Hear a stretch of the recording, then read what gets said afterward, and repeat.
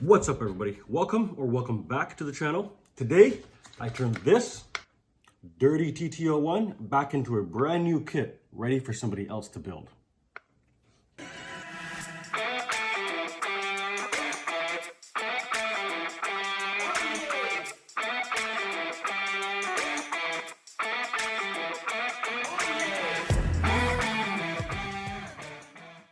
Okay, back.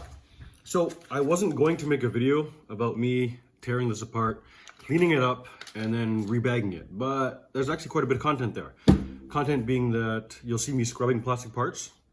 I'm kidding, that's not the fun part. The fun part is watching me put all these like new parts, once I've cleaned everything up, back into bags. Maybe I'll label them, maybe I won't. I'm not sure what I'm going to do yet, but I'm definitely going to be taking this used dirty kit, making it new again, putting it back into a bag, and giving it to my cousin.